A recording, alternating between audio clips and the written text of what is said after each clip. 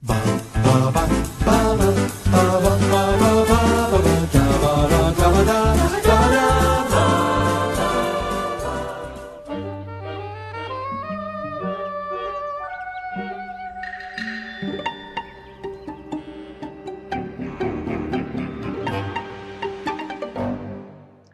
I'm Thomas Carruthers. I'm Will Leggetter. And today we are welcoming a special guest. Welcoming back. Yes, that's the term, Harry, isn't it? Welcoming back. It's Harry Reeves, who was only with us so many months ago for the Grand Budapest Hotel and is joining us now for. Well, we don't do this very often, really, Will. We don't do new releases. No. I'm flirting with the idea, if it's as good as we hope it is, I'm flirting with the idea of doing a bonus No Time to Die episode that I haven't mentioned to you yet. If it's good, if it's as good as, I mean, it can't be. There has been 4 years now of expectations. But this was, of course, something that had to be done. We've done all 5 ranking episodes and dissections of the previous 5 seasons of Inside Number 9. And now we've got another new season, so you're goddamn right we're going to do an episode on it. Let's welcome our guest, Harry Reeves. Harry, what's your relationship with Inside Number 9? My first experience of Number 9 was watching a YouTube video essay about Deadline. Oh. Special. And I thought that's cool. Obviously it ruins the surprises, but and then I didn't really revisit it until Will was like, hey, do you want to watch The Riddle of the Sphinx? And which is his biggest chat-up line. Well, it's never failed me. Oh, it's Riddle of the Sphinx. I actually know how to do a cryptic, so pretty cool. I've actually got this little book of cryptic crosswords right here. I've watched that episode 100 times, and I still don't understand cryptic crosswords. I was recently in a tech rehearsal for a show, and I was Jesus. Well, for our audio listeners, Will, I thought it was a joke by Harry, but Will did just pull up what was it? The Big Book of Cryptic Crosswords. This is the first edition of the Daily Mail Big Book of Cryptic Crosswords. I believe there's about 6. It doesn't stop there, ladies and gentlemen. When I went on Will's phone last night, his most recent search was The Guardian puzzles. So he's not just a Times fan. I mean, I like a good puzzle. I always thought it should have been The Riddle of the Sudoku. There should have been a Sudoku. He should have been a Sudoku master. Well, let's return to our own experience, our own light with Inside Number 9, because we did rank every season individually. And then to make our top 10, we have a few stupid rules. They're not that stupid, but they're like very specific in that when it comes to ranking, we all have our own personal top 6s. If an episode, in this case, it'll be a triple lock, so that might even be more impossible. But if there is a triple lock, well, take for instance, Nana's Party for everybody is at number 3. That's immediately locked in at 3. So then so if we've all got different number 1s, then somebody's number 1's ending up at 4, unfortunately. But that's the rule we've made for ourselves. And then the other rule is to get our final top 10s, we can only take through the top 2 episodes of each season. Casualties of this. Yeah, but you say that, but casualties of this would be The Understudy, Nana's Party, The Bill, and The Winner Is, and The Referee's a Wanker. Would any of those crack the top 10 for you, Will? The Bill would definitely for me. Yeah. Pretty excellent. Yeah. Bill is probably my most returned, you fucking bastard. And then the season 3 ranking was Riddle of the Sphinx, Devil of Christmas, then The Bill. Which I'm happy with. We'll be talking about Devil of Christmas later, of course. And our top 10, to return some of our listeners, our top 10 of all time was A Quiet Night In, The Riddle of the Sphinx, Deadline, To Have and to Hold, The Devil of Christmas, The Devil of Christmas, Cold Comfort, The Stakeout, 12 Days of Christine, Bernie Clifton's Dressing Room, and Sardines. I So, think it's a pretty solid list. it's a very solid list. We don't know what our top 2 episodes of season 6 are going to be yet, but do you think on the horizon? Let's not give anything away, but Will, Harry, are you feeling quite comfortable knocking A Quiet Night In off, or are you feeling that that's going to stay the top 10? I personally don't think anything's going to move. Yeah, I'm in a very similar position with opinions to Series 6. Right, let's go for that. Harry, I asked you to prepare your own. I can't remember whether I said top 5 or top 3, but just to get a glimpse of your relationship with Inside Number 9, I asked you to get your sort of top episodes ready. So take it away. Did you do 5 or 3? I can't remember what I asked. I've got 5 for you. Very good. And your number 5, Pop Pickers. Love's Great Adventure. Great choice. That was number 4 in our season 5 rankings. I wasn't a fan the first time. So much better on the rewatch. Great character work from all of them, really. Great interactions. Big fan of Reese crying at the sink with a tinny. That is a very touching moment. Your number 4. The Bill. Great selection. As previously mentioned, that came number 3 in our season 3. Yeah, again, the script really makes it. Is that the funniest episode? Gag for gag, laugh for laugh, because you could maybe say Zanzibar because that's just pure comedy, but I think the Bill. I think Bill is line after line after line of perfectly constructed gag, and it's like it's well done humor. It's not Zanzibar like intense over the top. You're not going to find all of this funny, but we're going to throw as much as we can at you. And it's certainly not London Heist, which we discussed today as well. Your number 3, please, Ed. Bernie Clifton's dressing room. You're always pissed. Beautiful. I cry every single time. Beautiful stuff. You're going to speak after Jeanette Cranky, so just give him a moment to move the stool. Yes, Harry. Yeah, beautiful tribute. And in so many ways, let's hope none of them. I mean, they will die. That's the nature of life. But I feel that when either of them do unfortunately pass, that will be an episode that will be almost impossible to watch. I think it's not just a beautiful story with great characters, but it is, of course, very clearly a testament to their great friendship and creative bond. Harry, your number 2. Cold Comfort. Excellent choice. You're such a big star to me. That was the second episode Will showed me. And it was at that point I was like, here we go. This is a very, very good show. I think I did that that's usually in my first couple of what I showed to people. I always start with Sardines, and it's not downhill from there, but Sardines is our favourite episode of all time. Oh, well, Harry, your top episode. Oh, you're going to hate this. Zanzibar. Oh. It was going so well. That's all right. Zanzibar was 4th in our overall rankings. I think it must have been. I think I managed to push it up to 4 in that because I love Zanzibar.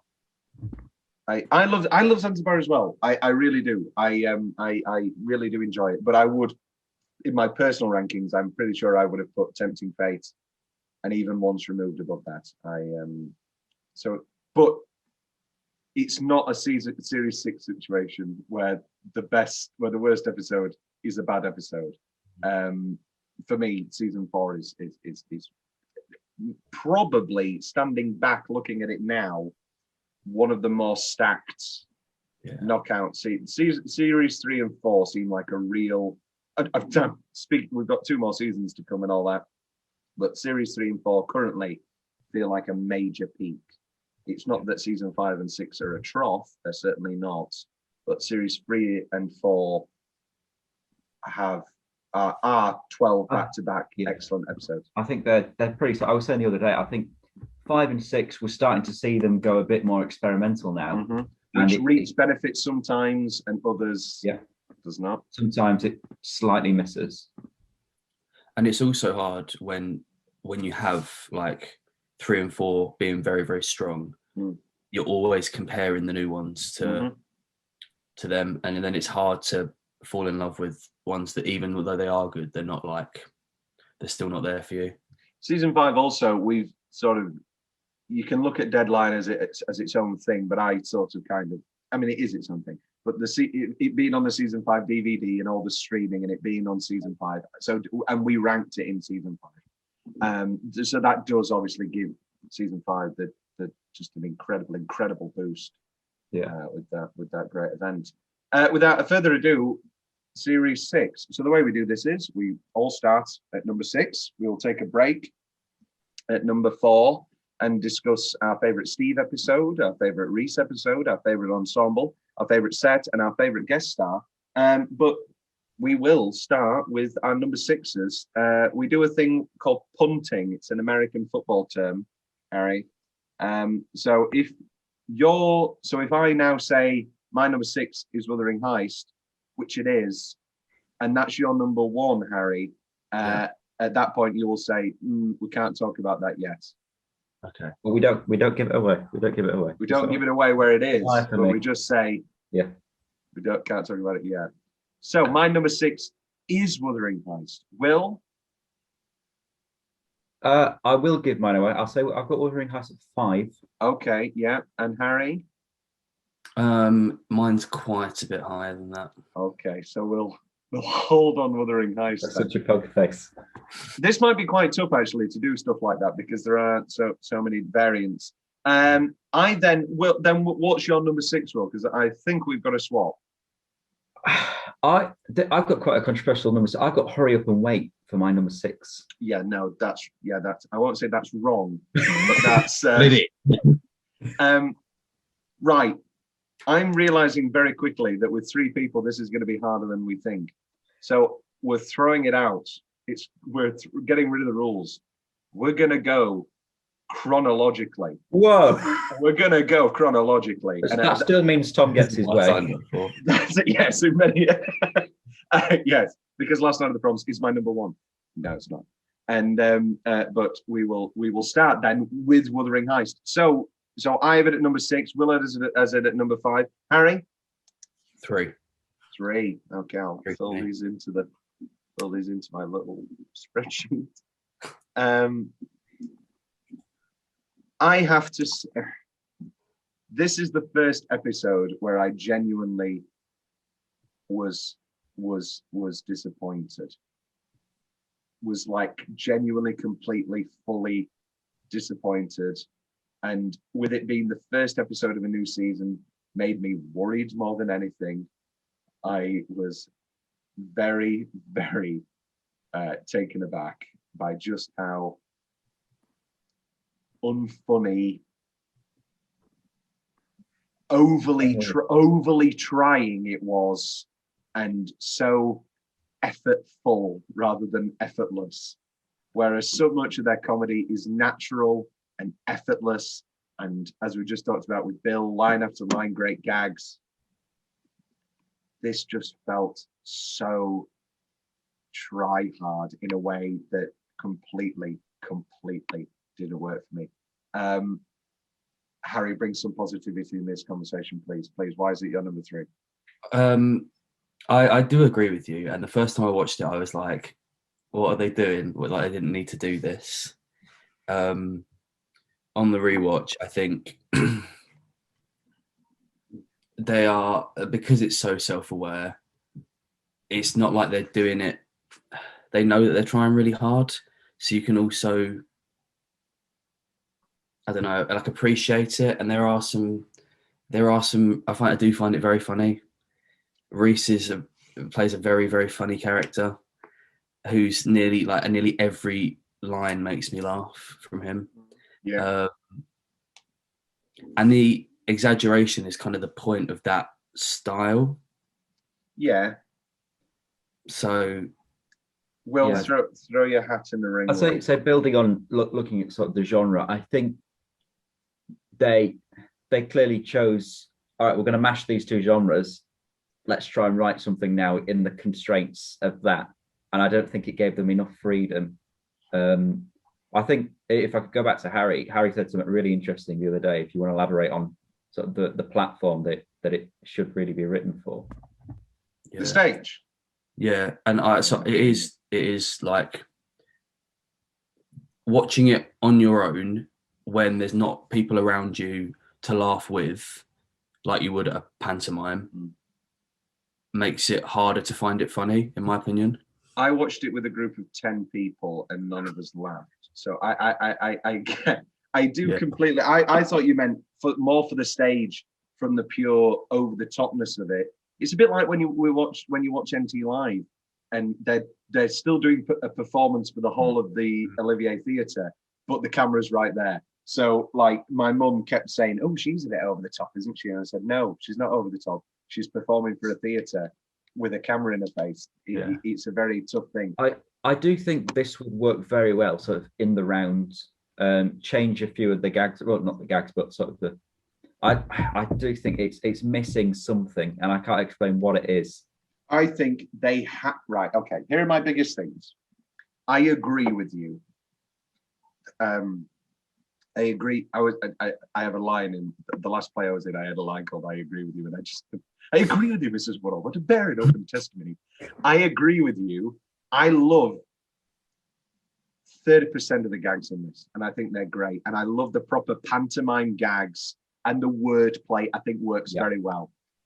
I think every single meta thing is fucking insufferable. I think Gemma Whelan is terrible in this. And I think they will, when you're talking about this thing that it's missing, I think they thought they had it with the Patterson Joseph evil and the slitting of Gemma Whelan's throat and the real violence. I've listened to multiple interviews now where they talk about how when the violence comes in, though, it's really effective. And I thought that's where it was going to be. Compare that to the bill, the throat slit in the bill. Yeah. It hits completely differently. And whereas the undermining of that throat slitting in the bill then perfectly plays into the plot and perfectly plays into the twist. The undermining of that, like where it's I thought the big twist was going to be 15 minutes in, we just start fucking killing people and there's no more gags. When oh god, it's Alan Johnson. That's fine. Patterson Joseph, yes. Yeah. When he comes away from drawing the cock and he's got the knife out and is about to, he should have killed him right there and then. And that's where we're in the action. And then you wake up, and here's the twist. And it's a good one. It's not a good twist either. I that's not a great twist that she's a detective, that she's a rat. Does that not play into? It isn't a good twist. What have I written here? Dumb twist, but the point of the self-awareness. Like they're aware of the fact that that the audience think that every episode needs to have this big twist, or I don't know. It's not really an acceptable excuse in my actually thinking about it. No, I say no. I know what you try. I know what you're getting to. Of like, I like that. Yeah, no. Again the meta thing of and here's the twist. Oh yeah, you've been waiting for this, haven't you? But it's the fact that and here's the twist, and it's a really good one. And then it's just so flaccid, and it's just like, yeah, okay, I didn't guess it was her, but I knew that in 10 minutes we were going to be figuring out who's the rat. Like, if you're setting up Reservoir Dogs, which is basically all you're doing, and I think there is a certain element of them wanting to do Reservoir Dogs and going, oh, let's do a heist inside number 9, but it's all set in the, oh wait, that's just Reservoir Dogs. And because that is Reservoir Dogs isn't inside number 9. It's all set in one garage. I mean, it's not, but it's in one garage for the most part. And it's a perfect inside number 9. And so they've added this commedia dell'arte twist on it that makes it work I think it's very well done. I think going back to sort of Reservoir Dogs when you got your Mr. White example, but the idea of having these stock characters, I think, is excellent, and that really plays to it. I think I do. I think it's very well made. I just think it's the sort of humor that makes me want to fucking shoot myself. Yeah. Every fucking stop fleabagging. No, well, I was Mirandering actually. Such man, she fucking falls over. Get a grip. I don't. Do you think they'd work? Do you think those asides would work better on the stage then? Like, do you think you'd find them funny, or do you think you just don't write it? I don't at all. I think just that sort of meta stuff for me. It's the reason why I've fallen out of love with Rick and Morty, because it's that thing of getting too smart for its own good again, and all that sort of stuff. And we talked about it with Sherlock, which isn't meta, but just that thing of getting too smart for its own good. I think the most recent episode on Monday brought it back in. That was excellent, but that's another. Well, I might go back to it then, but season 3 for me was very, very limp. I think you're right in saying that it seems weird, but this, if we say it's on a stage, I think they can be as meta as they are without having to break the fourth wall or do an aside, if you will. And I think it's all in the dialogue between them. And we're like, I'm cottoning on it, rather than them blatantly saying something to you. Because I think that's where it becomes less clever. But is then that you not liking the style of what is it, commedia dell'arte?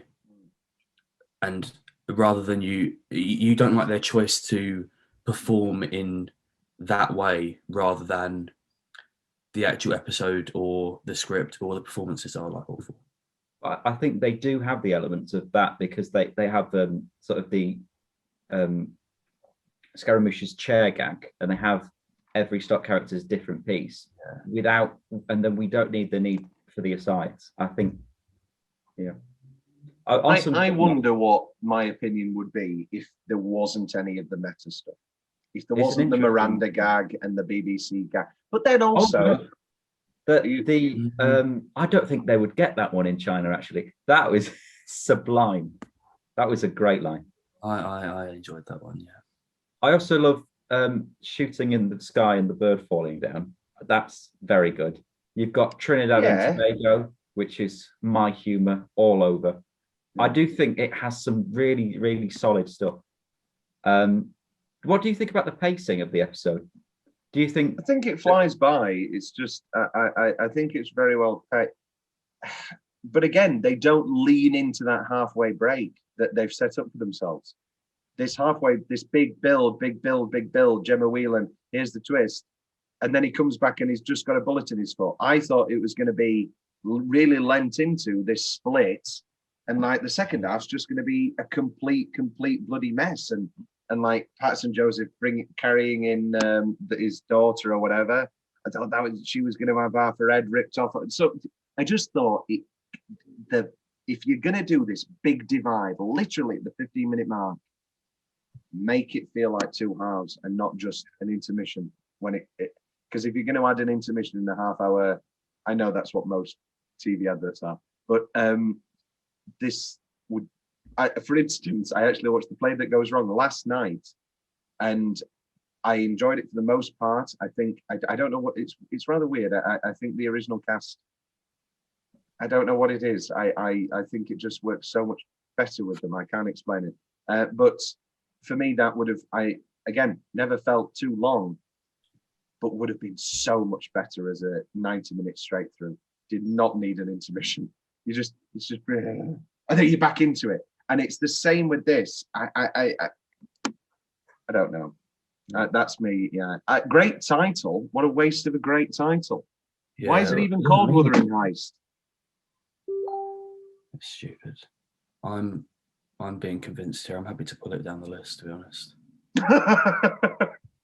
I want to like it. I really do. Yeah. And it has such potential. Yeah. The can you do the fandango kind of works the first time round. There's no need to do it again and again and again. I hate the character of Arlo. Oh yeah, Kevin Bishop. Because I rather like Kevin Bishop as a person. I've always found him rather funny. I think his performance is actually very good. I agree with how it's the character. I've always wanted to say that. Shut up. It is a good cane. It is a good cane. And also very divisive, very it's an odd one to start with. It's a very good, yeah. Because we it's only when we watch them live, and then from that point on, we never think of it in the setup of a series. But I thought the opening and closing choices this series were maddening. I guess last night. Well, we'll talk about last night the problems when we get there, but that's a bit bigger thinking wise. So that will, I guess, giving you more time to marinate over it instead of immediately forgetting, because I'm still thinking about it. I rewatched it again this morning, obviously. That's Wuthering Heist. So that was my 6, Harry's 3, but he's not convinced. I've pulled it down to 5. He's pulled it down to 5. Wow, It's all the that's a way big down. I'll take that down for you now, Harry. It's now, so it currently It's locked. It's a double lock. It's not a triple lock though. It's not a triple lock. Triple lock. Pippa lock. What's that? Pippa lock. What's that from? Pippi lock. Oh my god. Pippa lock. Pippa lock. It's like a character in a movie. Pippa lock. Pippi lock. Pippa lock. If you just keep saying it, maybe someone would find out. Pippi lock film. Documentary Now. That's it. It's the Documentary Now episode. Where have you all watched Documentary Now? You brought this up during Grand Budapest. It's great. And there's an episode. Running out of material. And there's an episode where it's the adventures of. Where it's a parody of basically the first ever documentary in real life was called Canuck the Hunter, and it was basically all fake. The documentarian just said to this Eskimo, do this, and then he came back to America and said it was a documentary. And so the parody version, and they call it Pippa lock, but it's the Eskimo, and he goes like full blown Francis Ford Coppola crazy, and he becomes the director, and he's like demanding. It's very, very funny, and it's just Bill Hader in old age makeup talking about Pippa lock, and he goes, Pippa lock kept asking for more cameras. It's very, very funny. Pippa lock. There we go. How many is that one? 20? Oh. So yes, it's not a triple lock, so we can't fully lock it in, but we will see. So that was my number 6. We know what Will's number 6 is. That's Hurry Up and Wait. That's divine. We'll talk about that later. Harry, what was your number 6? Last Night at the Proms. That's my number 5. Will, number 4? That's a bit high for me. Oh, Come on, Will. In fact, it's Last Night. It's 4. It's number 4. So I was right. So let's talk about that now, because that's a nice little. It's wavy, but it's all in that sort of lower half. So I have it at number 5. Harry has it at number 6. Will has it at number 4. From this point on, I liked all 5 of these episodes. These are ones that I will return to for many different reasons. Harry, is it the case with your ranking at number 6? Is it bad for you, or did you? I think I'm missing something. I don't get it. I think we literally just rewatched it, and I don't get what they're trying to do with this patriotism and this Jesus narratives that run alongside each other. I don't understand what they're trying to do, and it is weird, but not for like good reasons that pay off. And the ending's like bizarre, and I just my biggest problem is probably just the actual final shot. I think it's the Bernie Clifton's dressing room fade away problem again, and the thinking out loud fading away problem again, and the seance time jump scare problem again. Will, you have it the highest of the 3 of us? Why is it your number 4? I'm probably just giving it the benefit of the doubt. I think it's an excellent premise. Coming from studying Jerusalem and A-level drama, I really like the whole allegorical narrative, anything like that. That's I think is a really good way of doing things. Mm-hmm. I really like how it's all told through the music. They were on about in the podcast. They had little earpieces, so everything is timed. It's and I think there are some really good throwaway lines. Yep. For me, my main issue, I don't like Reese's character at all. At all. I don't get it. So this is the thing. I This mean, is very interesting because we're all coming at it from different points of view. Because I similar to for me, Harry, it is just the simple thing of if Jesus came back today, and it's actually, I'm not saying I'm Reese and Steve. I'm not saying I'm Reese and Steve. I'm not saying I'm Reese and Steve. I've had this idea before of what if Jesus literally came back and we just like said no, he's a foreigner, and I think that's what it is basically, Harry. Is that this great love of Christ and this great love of our country would literally blind us to the second coming of Jesus Christ. And I think that is what I thought. But then even now, I don't understand why they do it the way they do it. Like, well, I thought it was going to be Hitler reveal. I thought it was going to be Nazi family emigrating reveal. Because there was that big family portrait where he's in a brown suit. Yeah. And he says... I thought the granddad, he was going to be... Old Nazi that they brought to him. Yeah. And because he says through his dementia, Zig Heil! And I thought, oh, that's a nice little slip. Because you can pass it off as old racist man. Or you can... And then, when they brought out the thing and they revealed he was 62% German, I thought, I've bloody guessed it. And I thought the final reveal was going to be them polishing the mantelpiece, removing the hair on the mantelpiece, from the mantelpiece, and revealing a swastika on the family photo. That was where I was leaning. And then suddenly Jesus Christ arrived, and I realised it's big things to talk about. It's definitely their most political episode so far, from the offset. And I thought they did a very good job of giving lots of different angles to that. For me, politics in arts always falls flat when all the different sides aren't explored. And that's not because I disagree or agree with any side. It's because it makes for better characters and it makes for better stories and interactions. And on a second watch, and now I know the nature of the beast, I do rather enjoy this as an episode. I like the general conceit of Jesus coming back and us turning him away. For me, my problems are a lot more picky. So I guess we'll talk about that later.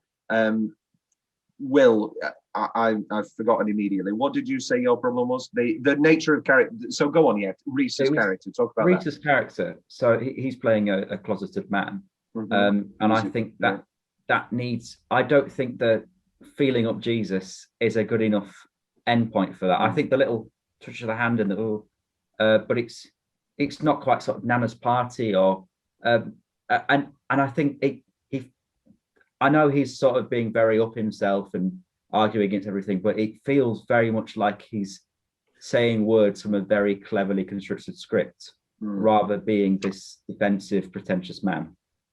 Yes,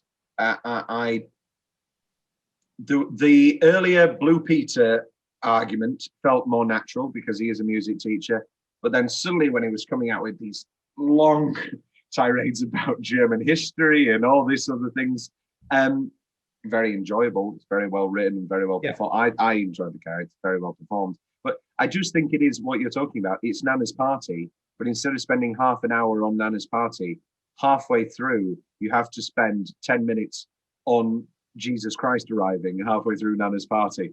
And that does naturally restrict the family plot line down. And I mean, our initial conversation, literally after it aired, was it just felt messy to me.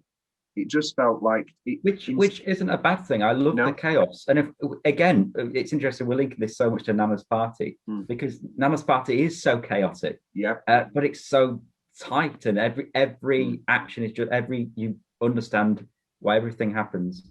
All of a sudden he comes out with a pitchfork and then Reese starts attacking him. What's that? Is that out of shame? Is that that felt because but then it's like if the story they're trying to tell is British family, we love the proms, look at us go with our big hats and our pitchfork, the way that the granddad sees Jesus is as Jesus rather than as a foreigner, because he's like, are you coming to take me away? And he's killing him because because he doesn't want to go rather than he's a foreigner.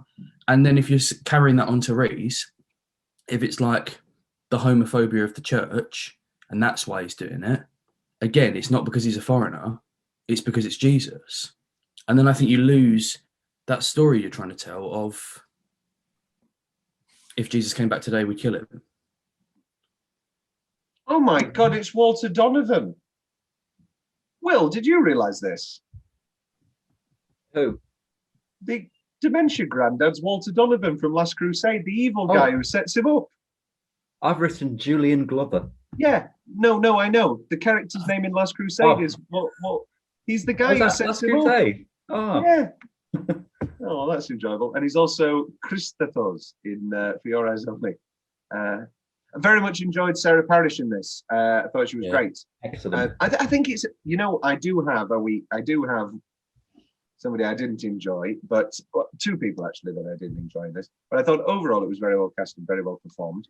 And I love the return to the seriousness and the drama when it came to the little kid laughing at boobies and Sarah and not even allowing that gag to land, just that immediately getting up. Don't laugh, Holly. It's his medication. A very, very touching moment.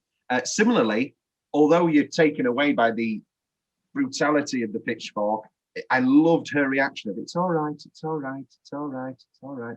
That was very touching and very nice. I think the kid is pretty bad, I have to say. I think he was very, very, very unnatural. Jack Wolf, his name is. And also, didn't much care for Penny, didn't much care for Deborah Gillette or Gillett. There were some lines that were delivered very, very strangely. And also, what am I watching? I don't think I can put the entirety of that blame on her. I think I have to put that blame actually on Reese and Steve. Yeah. I think it's a badly written character. I think fucking Jesus in the conservatory comes far too early, and there is just no build up to it. From what I understand, the only reason why that happens there and then is because Steve wanted it to happen to that song. He thought there's got to be a sex scene in this. There's a gag there somewhere. And obviously he's grabbing the water. Also, I thought when Jesus turned water into wine, it turned into wine, not just alcohol flavored water. I think that's well seeded. I'll give them better benefit of that. I love the Ocado joke. No, there's lots of great gags. For me, my biggest problem is I also think it's too fantastical and there's too many things that are clearly Jesus for the ambiguous ending to work. You can look at the ambiguous ending of them all discussing it as it intentionally being over the top and fantasized and ridiculous. And so them trying to justify it at all is even more ridiculous. Yeah. However, for me, it was too fantastical. And so their deliberations and conversations felt. It's a shame that it sort of said it's up to you. It is ambiguous because I mean that's how it felt in the first. In the second watch, I'm happy with sort of thinking they're just in denial, which is how I like to see it. Yeah. And then you've got that final shot that just crushes the ambiguity. Yeah, entirely. So she's supposed to be Mary Magdalene. Because did Mary Magdalene fuck Jesus? I can't remember. I was never a Bible boy. She was a prostitute. So yes. But I mean, probably not. The Bible probably wouldn't expose the Son of God for endorsing prostitution. Welcome to Bible Talk. Hey, come over to my new podcast, Bible Talk. Yes, that's Last Night at the Proms. Very boring. Well, it's not boring. It's very interesting. This is, of course, their COVID episode.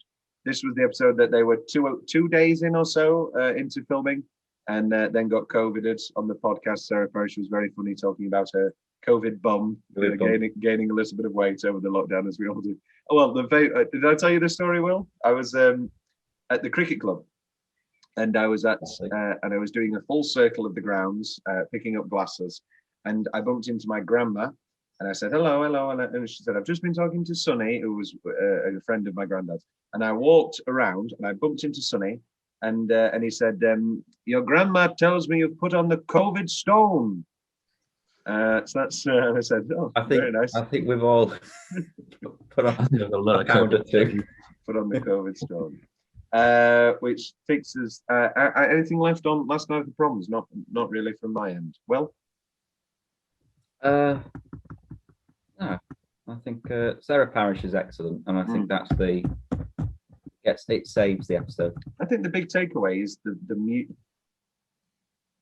I would have much preferred my Nazi episode, even if it's not even Nazi, not even if they go full Nazi, even if that's just the twist. I would have much preferred Nana's party again. And I know that that's unoriginal and divisive and all that, but I would have much preferred Nana's party with the last night of the proms TLC or whatever they call it in video games, like a new skin on Nana's party. I am perfectly fine with another Nana's party because there was enough differences. Yeah. I agree. Yeah. Harry, any final thoughts on last night of the proms? Not for me, I don't think. No. So that was Harry's number 6, that was Will's number 4, and that was my number 5.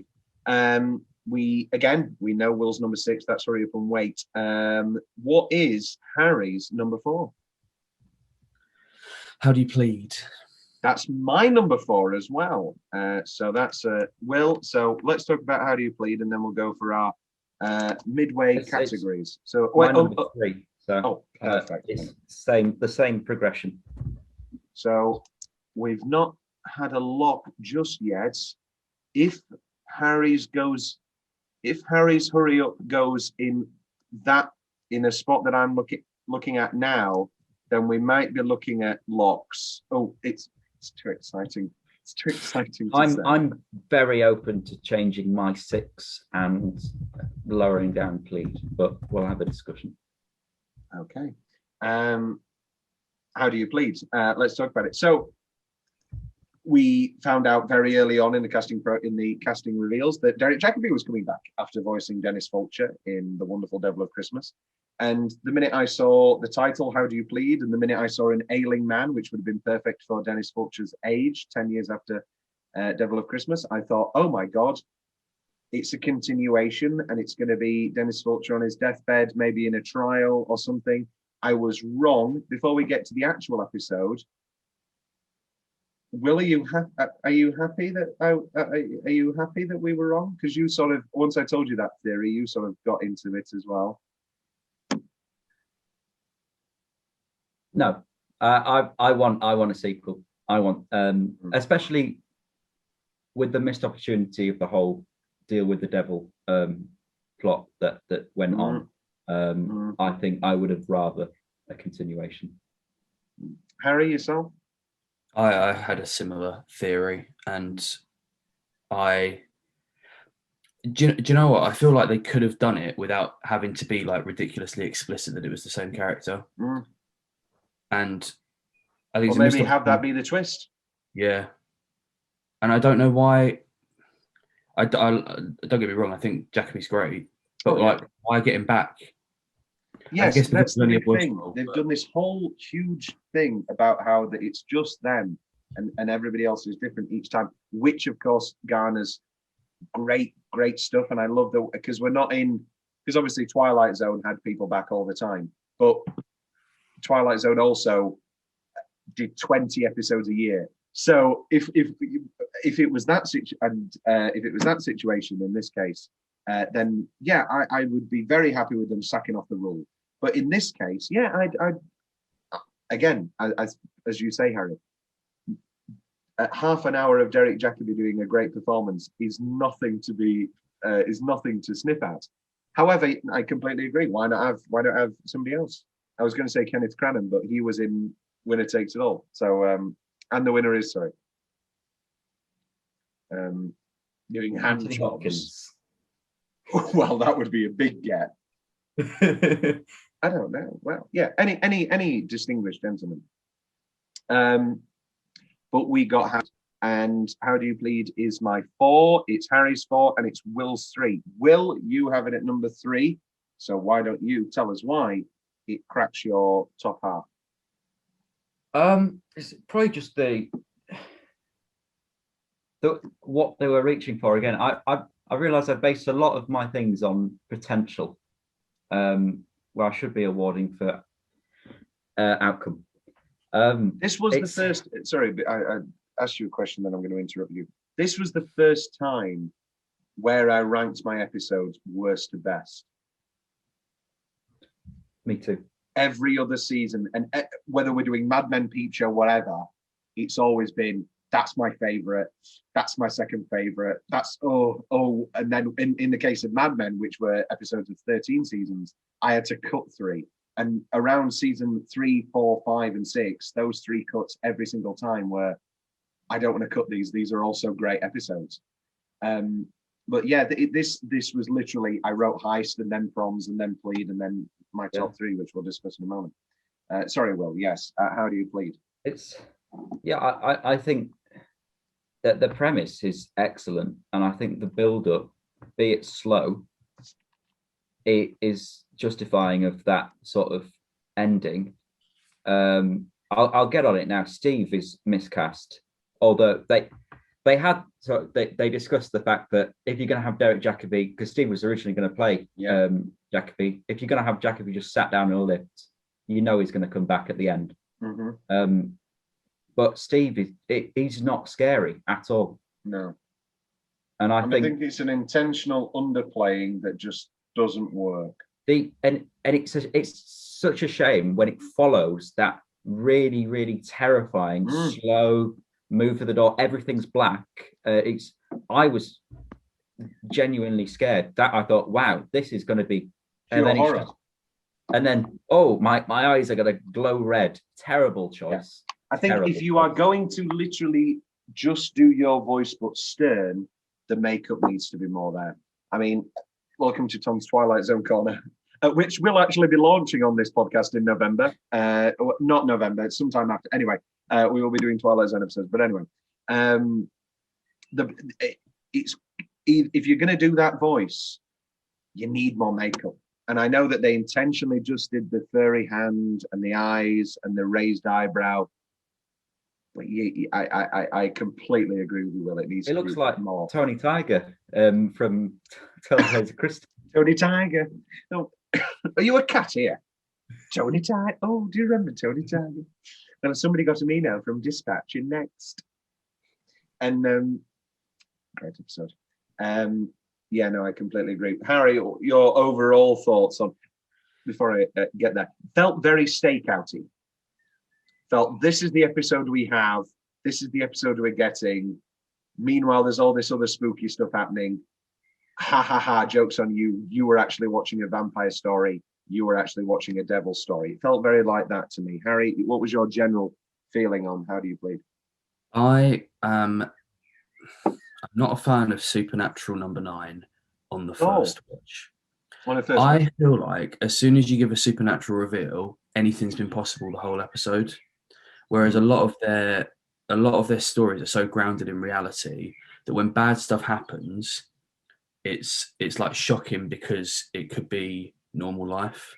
Mm-hmm. So then you get to the end of the stakeout and he's been a vampire the whole time. And the first time I watched it, I was like, if this is set in a supernatural world, all of the current beliefs you hold about normal life are out the window. And I had the same problem with Elizabeth Gadge, and I had the same problem with this. And it's fine on the rewatch when you're expecting it, because then you can appreciate that, okay, it's coming. And I do love the stakeout now. But when I got to the end of this the first time, I was like,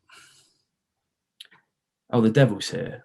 We're in a world where the devil exists and can do this and keep people alive. And I don't know, it then at the end, I get to the end of an episode and the whole experience for the last 25 minutes just goes. I think the joy of this was that the devil reveal comes 12 minutes to the end. And so instead of it being a twist, it's an adjustment and it's a lean in, and we can enjoy 10 minutes of Reese, Steve and Derek Jacobi going back and forth with this great lawyer dialogue and this great character of this twisted lawyer on his deathbed who's made this deal with the devil. So I liked that. I've always been a big stakeout. That when that twist occurred, that was really chilling to me. And the sort of, well, we're going to talk about another chilling twist in a moment. Couple actually that really worked for me. And well, we'll see. But yeah, for me, How Do You Plead? It was purely a showcase for Steve and Jacoby, for Reese and Jacoby, pardon me. And it could have been a showcase for Steve as well. It felt very underplayed. I think it's great for Reese, but also I think there's a scripting problem. His shifts from being this perfect person. Oh wait, I just remembered that I killed a man with an orange. Felt completely forced and terrible. I don't like the orange story, and I know that again with Horror from Wait, a few stories in these episodes are real life things that happen to them that they're sort of dramatizing. I'm not a fan of the orange story. I do like the orange story. I love the orange horror moment. I think that's genuinely very funny, very well done. But and I also like the reveal that he was the bully and that he did it. But it just feels very out the blue, and it feels very forced, and it feels very Jesus Christ. We've got 2 minutes left. We've got 2 pages left. Keep going. Just keep going. We need to get all this plot and before the end. And if he's the devil, sorry, go on, Harry. I don't believe that the Reese character we've seen for the rest of the episode as well. Yeah, would be this thing. Yeah, and the almighty devil doesn't know everything. He's just like, oh yes, that recent development from his school days. That's not a recent development if it was 40 years ago. But anyway, and you go development. I've just seen it. I think the word potential does haunt a lot of this season to an affecting degree, and we'll see season 7. I will, yeah. It's not at the point where I can come, but again, there is so many. I think it's going to be a change of conversation in a minute as well. Yeah, but I guess the good news is our expectations for 7 have been lowered, so it's going to be great. My expectations for 6 were lowered after Wuthering Heights. I thought, Jesus Christ.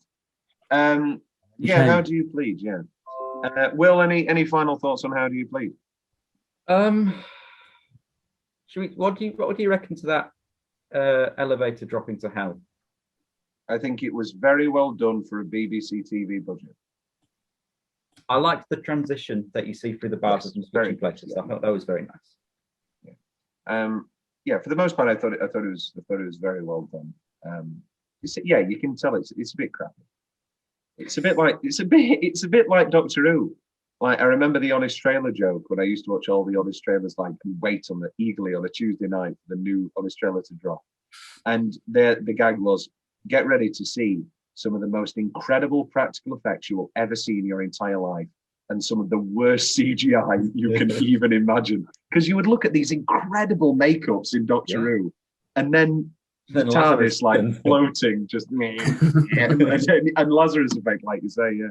Actually, I never minded. I haven't seen it in a long, long time, and I think, well, we'll see. We need to sort out a way to do a Doctor Who, because I enjoy talking about Voyage of the Damned, and because rewatching Voyage of the Damned, made me realise how much I literally know every beat of that episode and watched it so many days. Manacapalata. Cyborg.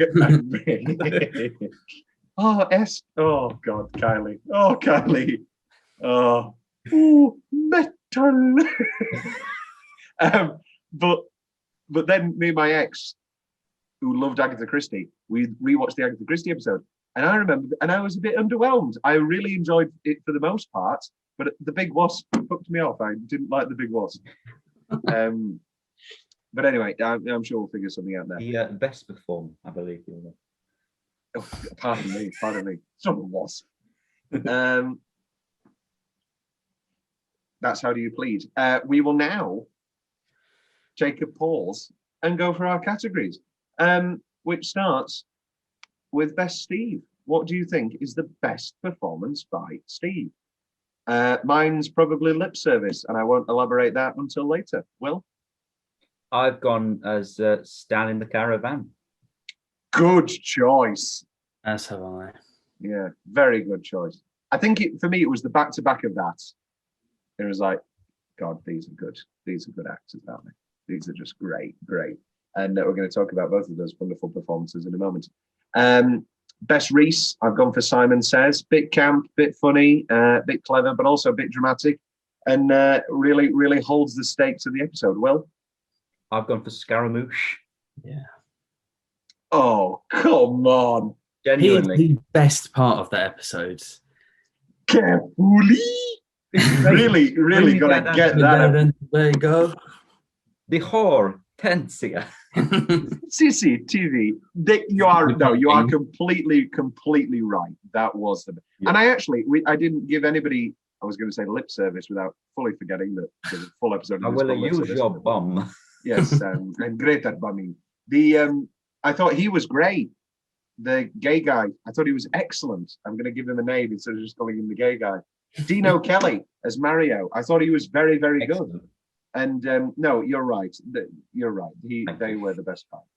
But being the best part, piece of shit. Best ensemble. I've gone Hurry Up and Wait. I think everybody's on top form and does perfect work. Will? I agree. I've also gone Hurry Up and Wait. As an Harry? ensemble. Wuthering Heist. Sorry. But what about Gemma Whelan? I don't think she's bad. I think the script's bad. I guess. Maybe I'm wrong. We haven't talked about bloody my echoes here. The ending, the terrible end. Oh, hello. What a load of shit. I can't do it. You're so right. Let me get rid of that. Best set. I've got a couple here. Simon Says, mainly because it's a nice flat. Last Night at the Proms, beautiful, big, nice manor house. And I thought How Do You Plead was suitably spooky. Will, you're, of course, our big architecture guy. So what is your favourite set? I've definitely gone for Simon Says. I think that's lovely superb. open plan. It's lovely. And Harry, your favourite set? Wuthering Heist. It's a garage. You know what a garage looks like? It's an abandoned soundstage. It's lovely. It's shabby chic. And best guest. I've started all of these. Let's switch it. Harry, who was your favourite guest star this season? I'm torn between Adrian and Sean. As am I. And Will? I've gone Adrian and then Sarah. Good choices. Well, let's talk about some of these wonderful performances now, because my number 3 is Hurry Up and Wait. That's Will's number 6. Ooh. And Harry, is that your number 3? It's my number 2, I'm afraid. That's perfectly fine. Okay, interesting. Oh, I wonder how that's. I will move it up to 3. That's really. What's brought this on? The conversations we've been having for the last hour, Tom. Fair enough.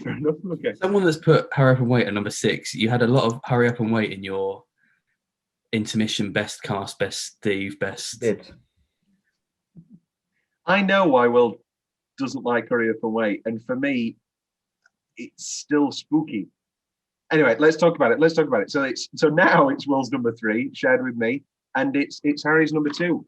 Harry, you got it highest. I think you agree with me. I very much enjoy this episode. I didn't like it when I first watched it, and then when we rewatched it, I was like, it's just very well done. It's perfectly uncomfortable. The twist works. I think Adrian's sick. Yeah, I do like it a lot. Are you? I'm not a Line of Duty fan, so but I can appreciate all the gags and I understand it all. It's a completely different character. It's just very, very. Will immediately says extras, and it is extras. For me, it's extras head-on colliding with a wonderfully spooky Tales of the Unexpected. Yeah, and that's just like 2 of my favorite things. Sorry, I was doing extras. Oh, I thought. Oh, did you do? Are you having a laugh? Is he having a laugh? Oh, well, come on, you're straight. Oh no, I got rid of it years ago. Gobble. Love extras very much. Harry, what's your favourite extras episode? I've never seen extras. Fair enough. Will, what's your favourite extras episode? It's got to be the Christmas finale is very sad. That's not my favorite episode, Will. That's one of my favorite. That's one of my favorite films of all time. But no, it is definitely the Panto. It's Les Dennis. I literally watched Les Dennis yesterday in Hairspray, and he was delightful. Wish they'd sorted out that sound. Okay, let's talk about Hurry Up and Wait. Yeah. So, Will, what's your wavelength? Were you in? Were you out? What? Oh, I adore it. I don't know how I put it, Scholar. I do think some of the sort of awkward pauses don't work. I think it is overall very uncomfortable and very well achieved. I think some of them just don't hit. But that when you look at the pacing of the beginning, and then as soon as Adrian comes in, I'm there. I'm like, yeah, here we go. Because then Steve starts backing. Everyone sort of gets emphasized up. I don't like the skeleton hand. Not because it's a skeleton hand. It's a shitty prop. It's terrible. Get one that looks like a real dead baby's hand. And I don't like the little smile she gives. Yeah, I can completely agree with both of those things. I think if I can look past it, but because I literally this time sitting down watching it, I thought it won't be as bad as I remember. It won't be as bad. It's TV. They've got a budget, and it is terrible. It is a bad skeleton hand. I don't like how we close, and she's like, I think we just close up on the hand, and that's it.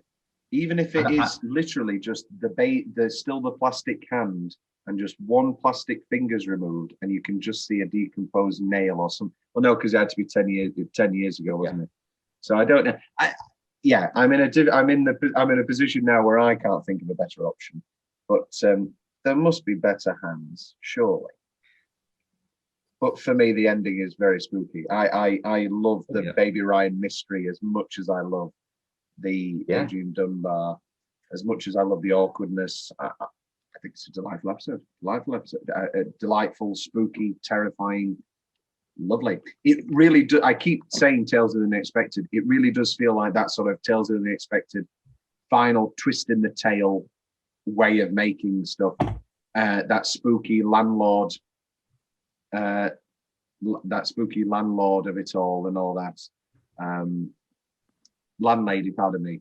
I think I taste faint almonds. Great stuff. Harry, why do you like it so much?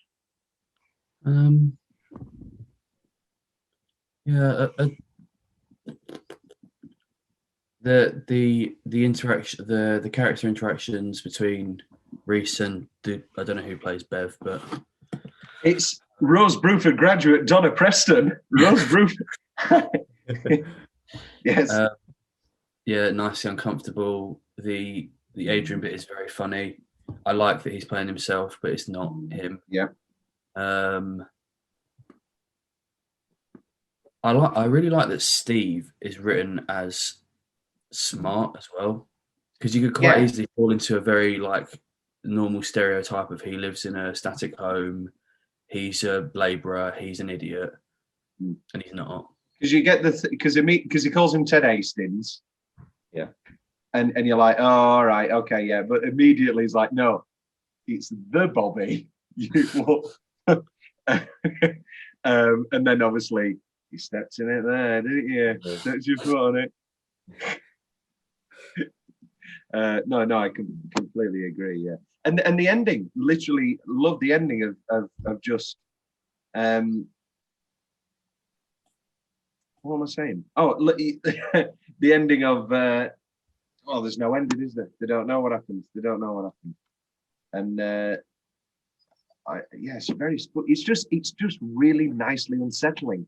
It's really, really fun, and I just think both stories come to a perfect ending at the same time, and I love the comedically terrible ending of James's hotline of just the nodding and then that turn and the brilliant black eye reveal. I very much enjoy, and then that wonderfully spooky Baby Ryan reveal. Do you have any Baby Ryan theories? She loves to collect things. She just nicks the baby as well, and then just. I mean, I also call it a Tales of the Unexpected Ending in that it's very illogical. How has she got an entire baby? Do you think the parents know? Do they know? No, I don't think so. I think that's the nice spookiness of it. Are you a Tales of the Unexpected fan, Harry? No, sadly not. That's all right. Will, have you seen any other than The Landlady? I've seen the one with the trying to guess exactly which wine and what year it is. What's the twist in that? I can't remember. I think he knew it the whole time, and it was like everyone knew that he knew it the whole time, and it was got this. I'll have to watch it again. It's very good. It's Ron Moody. Oh, right, Ron Moody. I'd recommend The Fly Trap, which is one of the more unsettling, also set in a caravan, one of the more unsettling episodes ever filmed. My mum and dad have all told me about the time that they watched The Fly Trap as a kid. Very, very unsettling. Which takes us on, which leaves Hurry Up and Wait.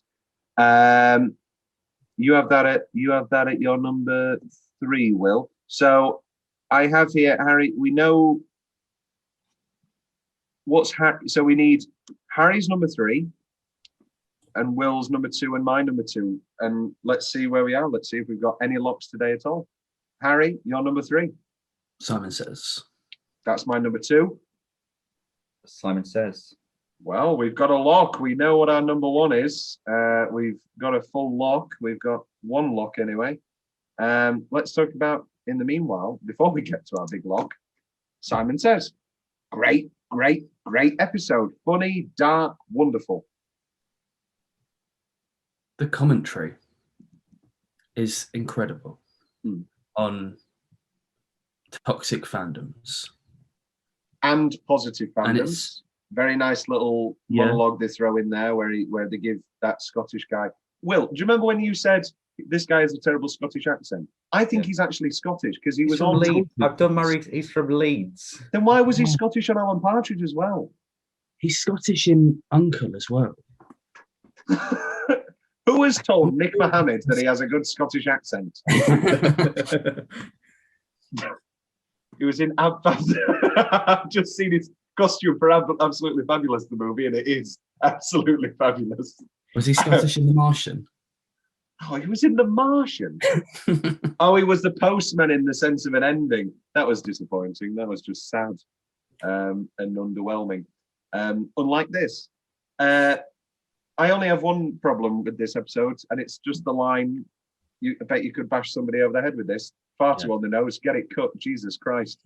I thought, when they said that, I thought, oh, that red herring, bit like Mig. It's going to be, that's the red herring, and then nobody's going to actually get killed with it. No, they just fully just did a terrible line of dialogue. But yeah, this was my favourite Reese performance by far.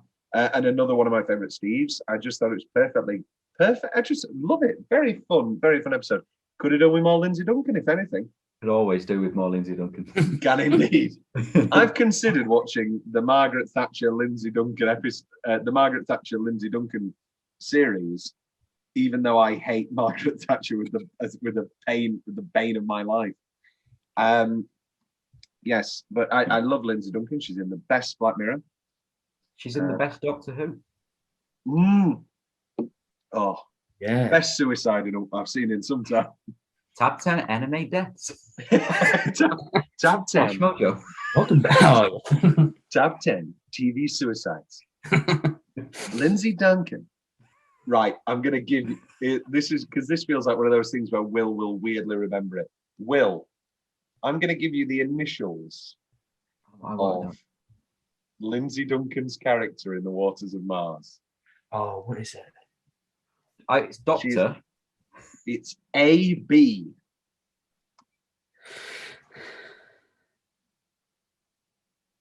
Brown. Adelaide. Oh. Brooke. Adelaide Brooke. Spot on, Harry. There we go. Dun, dun, dun, dun, dun, dun, dun, dun, dun, dun, dun, dun, dun. And, well, I mean, no wonder we love The Waters of Mars, because Graham Harper, who directed The Waters of Mars, directed 3 Inside Number 9s, and the winner is Bernie Clifton and Devil of Christmas. Graham Harper, my new favourite director. Dun, dun, dun, dun, dun, dun, dun, dun, dun, dun, dun, dun.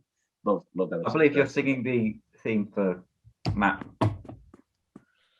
No. What was the? No, David Tennant had that theme as well.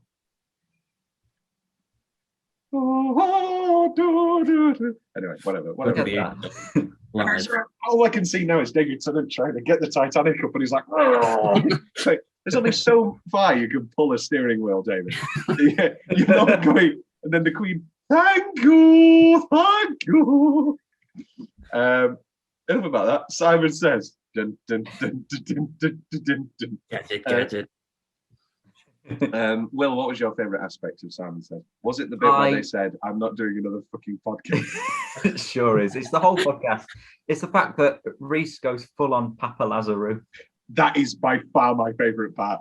Oh, you got the I'm the Baron, you got the Duchess. Literally does the exact same Papa Lazarou voice and then catches himself 3 words in, and you go, was this a choice?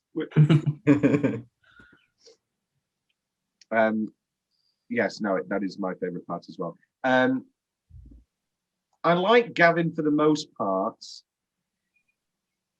I hate people who are like, I saw the twist coming. I saw the Gavin fake death coming because I noticed in Reese's performance that it was a bit artificial, and I thought, and it just shows how great an actor Reese is that he can literally go through the lens of, this isn't me performing as Simon, this is me performing as Simon performing as a thing, and that was a very, very delicately done performance. I don't know if any of you have seen Promising Young Woman, but I feel terrible for them because they've been thwarted by COVID, because obviously this is the exact same ending as Promising Young Woman, with the very serious long take smothering that takes 5 minutes and is very shocking. And obviously now Promising Young Woman, and everybody's watching that. Bad movie. Sorry, guys. Sorry, not the time. Sorry, it's not the time or the place. Well, it may be the time or the place, because it certainly won't be a podcast one. You can read my review. It's on the blog. I think I give it 6 out of 10. And I'll be honest, I would have given it 5, but I'm afraid. I just love Bo Burnham. Actually, I hated Bo Burnham in it. I thought it was cringy, and I know it's supposed to be cringy, but as we've talked about with Wuthering Heist, that just doesn't work for me. No, but very fine all the same. Karen Mulligan is fine. Did not deserve Best Original Screenplay. Jesus Christ. The Dig. Where were the awards for The Dig? I loved The Dig. That is true, Will. Will did love The Dig. His favourite Ralph Fiennes movie since Schindler's List. Simon says, we're huge fans of Misery, Will. Did this fill your misery hole? No. Terrible phrasing. It never went fully there for me, into the full misery of it all. I enjoyed the sort of secret writing and then the devilish. Again, though, this is one for the fans. Is a lovely ending, It's painfully obvious. He almost forgot to look directly into the camera. Yeah, you can drive a full truck through. Just tell them, I'm doing it for the fans. You could get a good snippet of 30 seconds of dead air out of there, and because you think of it straight away, and whether that's intentional or not. More Lindsay Duncan. I very much enjoyed her in this, and I don't know why. I don't know why she's not in it more. But all the same, I very much enjoyed that. Will, your what didn't work for you in this? What? Other than Nick Mohammed's Scottish accent. It's something. Again, the ending. I know it's justified the fact that he's given up. He doesn't want to write any more Knife Circle, and then he finds this magical book of loads more stories. Oh, it's an easy cash cow. I'll just keep pummeling out this shit that the fans want. But it does betray the character. Yeah. he needs his what's it called? The higher education of Philip, whatever. He needs his in the novel it's fast cars, isn't it? But he needs his Dirty Birdie script that he's wanted to make for years. I lived on the street. Kids talk like that, Eddie. Kids talk like that. There are two N's in my favorite writer. My favorite person nurse's name. Me. Love Misery. Are you a Misery fan, Harry? I don't know what that is. Sorry. It's a form of depression. It's the wonderful novel by Stephen King, adapted into one of the finest thrillers and films of all time. And you can watch the film and then listen to our podcast. It's the best Stephen King movie adaptation. Tom's going to spit out his drink now. Better than Shawshank. It's not better than Shawshank, but we do. Surely we have the same top three.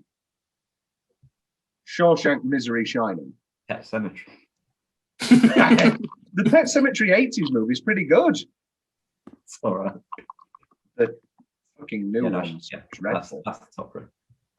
Stand By Me's. Oh, I love Stand By Me. Cry every time. That's my cry every time. Well, no, lots of things are my cry every time. It's been mentioned on the podcast before, but literally, if I'm depressed, my go-to clips to watch are the ending of Scrooged, the ending of It's a Wonderful Life, the ending of The Apartment. Maybe if I'm really sad, some Terms of Endearment stuff. Yeah. What's your go-to sad movie, Harry? What really gets you? I feel so basic on this podcast. Coco.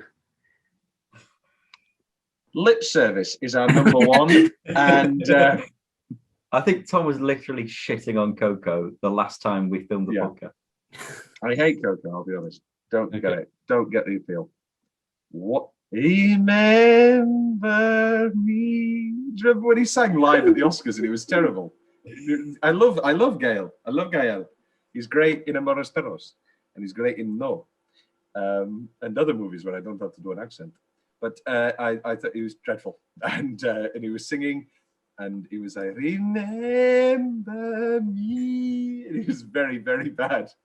And it was live. It was very enjoyable. Lip Service, though, is our number one, and it's a triple lock. Definitely the best twist. Definitely the best performances. Even by Eric Muller. My name is Eric Muller. I love nothing more. So underplayed that it's over the top. It's such a strange...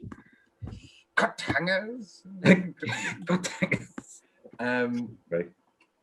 I love nothing more than a good 70s paranoia thriller. I love All the President's Men, love The Parallax View, love 3 Days of the Condor. That's just my shit. I love it. And to get an Inside Number 9 in that vein is wonderful. And I love Rear Window. Yeah. My composer, my personal composer, the composer of the musical I was just in, he couldn't watch them ever on the Monday night. And so on the Tuesday morning, he would say to me, okay, give me the episode in 3 words. And this one I said, Rear Window. What? And I think that is pretty perfect. Will, how would you describe it in 3 words? I can't. I'm not good at improv. I'm going to give you a random episode, and you're going to give me in 3 words. The Bill. 3 words? Pineapple. Tuesday. The Bill. Lying fucking bastard. that's just a quote from the show. How do you plead? Derek Jacoby Devil. See, it's boring. No, this is that really could also good. be the Devil of Christmas. That is very true. The Devil of Christmas. It's Krampus time. I think they should get you to do taglines for all episodes. Lip Service. I mean, it blew me away. Harry, did you? Were you similarly blown? I sure was. Yeah, just I love a story that just makes lovely sense and a twist that just all the bits line up, and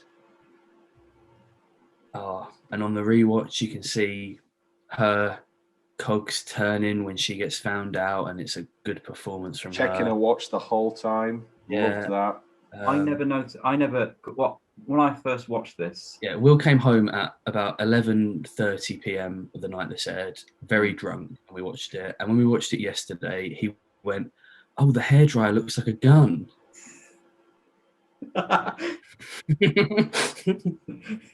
Oh well. Oh well. Yeah. Yeah, and it's just that impulsive thing. I mean, not a great example, but Horrible Bosses, Kevin Spacey. Here, catch this gun, and you just wouldn't you? It was just like, it's just lip service. You idiots are stupid, and you're gonna go to jail, and I'm gonna shoot myself in the foot. But Slowly turning into Nick Cage.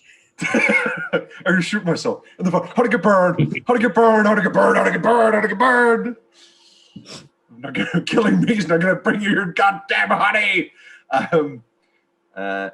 What's it? Right, tangent. What's a better movie if Nicolas Cage plays the Kevin Spacey role, and a better movie if Kevin Spacey plays the Nicolas Cage role?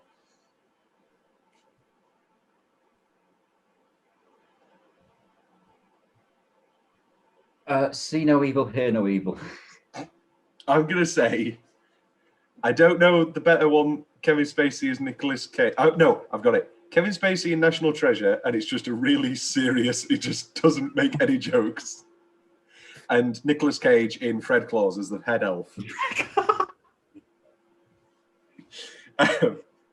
And no, actually, Nicolas Cage in that. What was that really good trial movie that Kevin Spacey was in like 2 years ago? I don't. It was like really weirdly filmed. It was all like wide angles and like.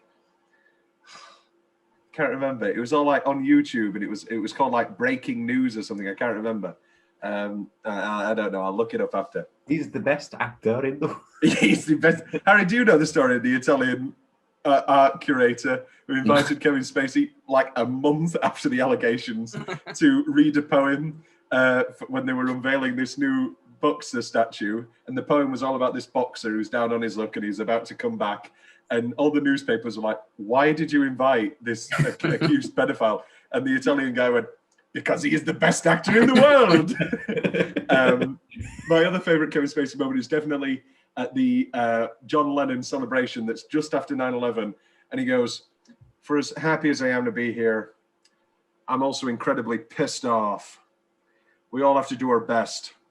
And that also includes your host." And then he jumps in the air and lands perfectly in time to start singing, "Keep playing those mind games."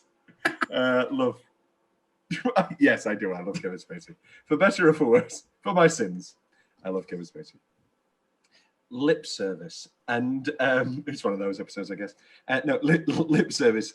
Just an incredible twist. I think she is excellent. Love Sian Clifford. Not the biggest Fleabag fan, I have to say. I enjoyed them. I watched them. I've never returned to them. Don't really have an intention to return to them. Loved Quiz. I thought Quiz was excellent and perfectly judged writing, perfectly judged performances. Very well done. Very, very well made. And she was excellent in that also. I know I'm in the Fleabag minority. I definitely know that. But I think she's truly wonderful in this. And so well judged and so well timed, and with the reveal just makes the performance even more complex tenfold. And as previously mentioned, lovely stuff with Steve. Let's talk about Eric Muller, because he's been quite divisive, I feel, in the community and amongst even my friends of literally, why the hell is he in this episode? Why? A lot of people think he's undercover. Yeah, was he in on it? They still think he's undercover. No. I thought it was a red herring. I thought it was going to be that it's this story, and then he's there as a red herring. Yeah, I thought that was the red herring, and then I don't think he's in on it at all. He's not in on it at all because he's the one that like gets the call from the next door neighbor who's doing the shooting, and obviously is setting him up and saying, "Yeah, he's getting angry. He's getting angry next door. You need to come up and all that." So that later they can do the cover up. Very, very, very good ending. And it's just those wonderful paranoid 70s thrillers. There's a great Family Guy joke about, and now the ending. And now the ending of every 70s sci-fi movie with a white guy in a white turtleneck, and it's just like, "You're my wife," and then she pulls off, and it's a robot face, and then there's like 100 clones of him, and it's just those. I call them like pull-out endings.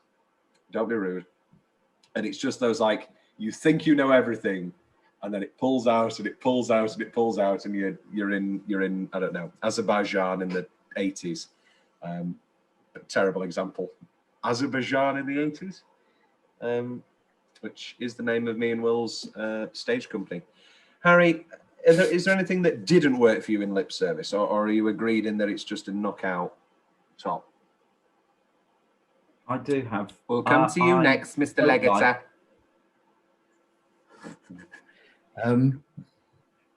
I don't know. I like Reese's performance. Maybe it'd be nicer to have more Steve Sean, and I don't know if he's necessary, but there's nothing I dislike. I don't think. No. But Will does have a problem. Is it regarding Eric Moulin, or is it? Oh no, I love Eric. It might be one of my favourite characters Reese's ever played. What unnecessary lens flares all over the place. It's J.J. Abrams directed it. What, you rewatch it, Tom, and I can't see Steve's face for the most of it because it's covered by a giant lens flare. Are you sure you just not watched it with your window open? Because I watched it this morning and I thought it was lovelily shot. The word. And even if I've miswatched it, it's that thing of it keeps bringing you into the world of the window, and it's not, a window isn't just a thing to look out of. The sun goes through the window, and what's on the other side of the window. Terrible explanation, but I'm sure I could do 500 words on an essay in it. A window goes both ways. That's lip service. That's lip service. One of the better endings of an episode in some time, I feel. Definitely the best episode of this series, which now takes us into our rankings. Next is, Simon Says was your number 3, wasn't it, Harry? So yeah, but I'm 2 and 3 are interchangeable for me, to be honest. Yeah, I'll put it up. We've got Will's got Simon Says at 2. I've got it at 2. Harry's got it at 3, which gives it more or less a lock, which then locks Hurry Up and Wait at number 3, because that's my 3, Will's 3, and Harry's 2. So that balances out nicely. We have a decider now, Will, so it's good. So then at number 4, Will has Plead. How do you plead? Oh, that's number 4's a lock now because you bumped all your stuff around, didn't you? So that's a lock anyway, which then takes us to this matter. So I have Heist at 6. Will now has Heist at 6. And Harry has Heist at 5. By virtue of there being 3 of us and there being no conversation, really, it's Proms then Heist, I'm afraid, Harry. Proms then Heist. No worries. Which gives us our top 6 for season 6. At number 6, Wuthering Heist. At number 5, Last Night of the Proms. At number 4, How Do You Plead? At number 3, Hurry Up and Wait. At number 2, Simon Says. And at number 1, Lip Service. Now, does Simon Says knock anything off? I don't think it does. Does Lip Service knock off A Quiet Night In? No. I'm going to say yes. We have a decider this time. Harry, you have no opinions in this matter. I want you to be completely impartial. Will, I'm going to set you a minute timer, okay? You're going to fight for A Quiet Night In for a minute. I'm going to fight for a Lip Service for a minute. And then Harry is going to decide completely impartially. Don't you worry. Will, A Quiet Night In, a minute starts now. Here we go. Perfect opportunity for being experimental without missing the whole thing. It's such a good way of telling the story through the use of sound and through the use of not speaking. I think all of the gags are great. Killing the little dog, that's funny. You've got the really good reveal. You've got the argument. You've got the EastEnders. You've got the soup. You've got the lower hiding under the bed, having to cover up the gap in the sex doll penis without it making a noise. That's hilarious.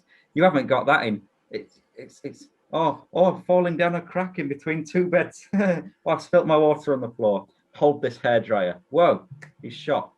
I think that Quiet Night In is just so well told, so well acted by everyone, and I think it'd be a shame as such a staple of number 9 to knock it from a top 10. There you go.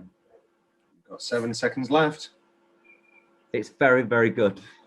Okay, here we go. I'm going to set my own minute time. You'll have to. I'm going to hold it so you know I'm not lying. Here we go. A Quiet Night In is a marvelous, marvelous episode, wonderfully well told and wonderfully performed. However, Lip Service stands on its own. And although A Quiet Night In is helped tremendously by breaking the formula, Lip Service in so many ways gives us what we've already had before. Just two people in a room, interrupted repeatedly. We've seen it on Inside Number 9 before. However, never like this. Not only do we get a wonderfully touching and devastating exploration into a man's deeply unnerving obsession, but we then get a wonderfully twisted, dark and loving romance performed wonderfully by both Sian Clifford and Steve Pemberton, with the added comedy of Reese's Eric Muller. And then, just like now, in the final moments, the greatest twist reveal of Inside Number 9 is given to us. Oh, no. No, you ruined it there.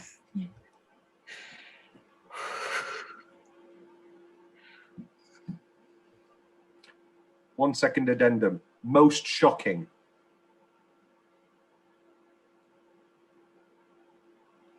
I think for the 10th place, you have oversold Lip Service, personally, and therefore I'd love to award it to Quiet Night In.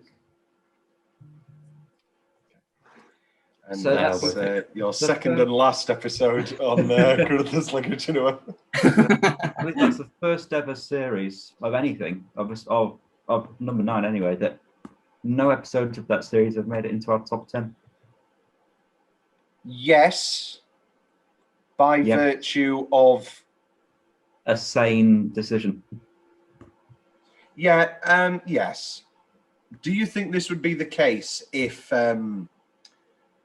we ranked season 6 and then looked at all 12 episodes and then made our top 10s?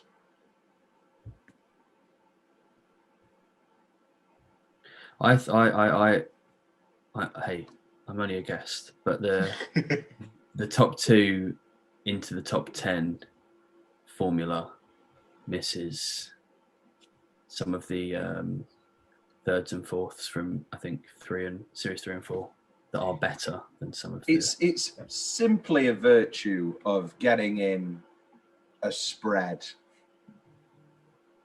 I think it works very well for something like Mad Men, where every episode is absolutely perfect and masterful, and they've never made a bad episode.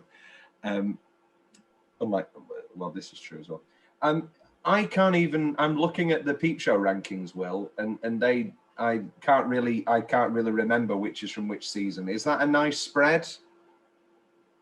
I think if you read it to Harry now, I'm sure.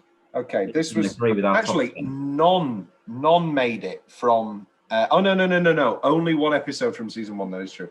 10 Conference, 9 Jeremy at JLB, 8 Jurying, 7 Mark Makes a Friend, 6 Shrooming, 5 New Year's Eve, 4 University Challenged, 3 Seasonal Beatings, 2 Sophie's Parents, 1 Jeremy Makes It. Are you happy with that top 10 Peep Shows, Harry?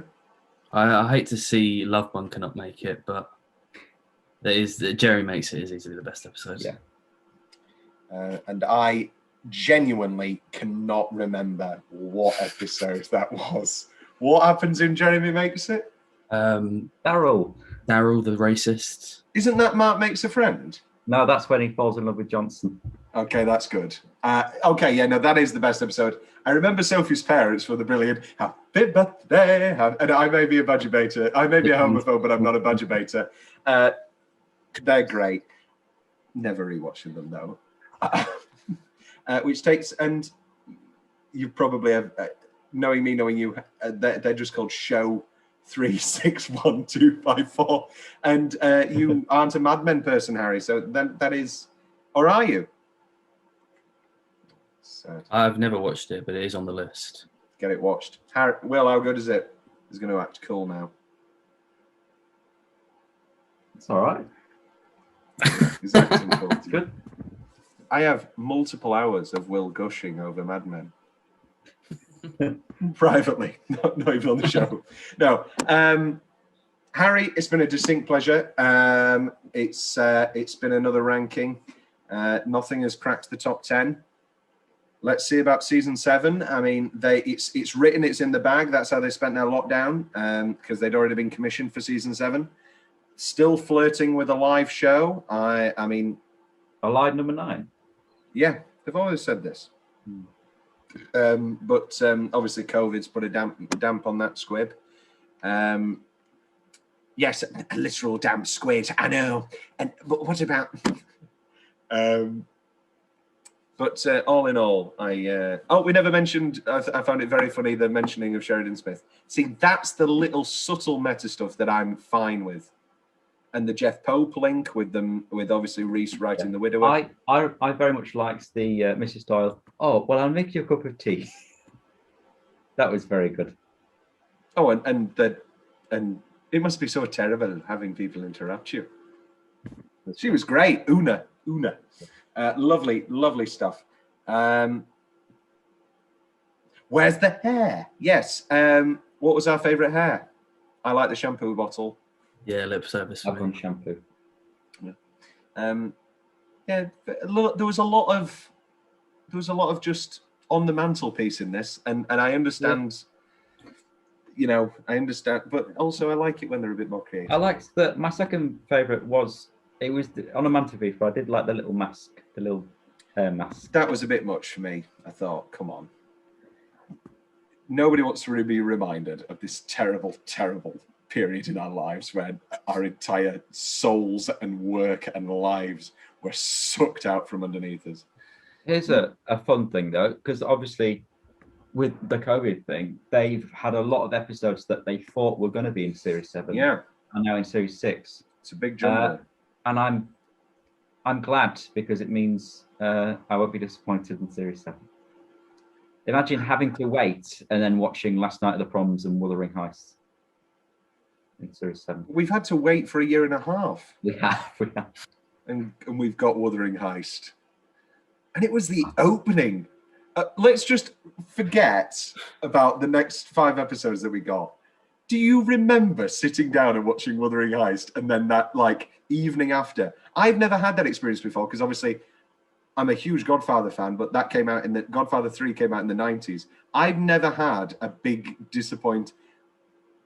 Part of my anal nature, I love Mad Men because it has the perfect finale, and so so I've never been disappointed by a big finale, but I was very, very disheartened.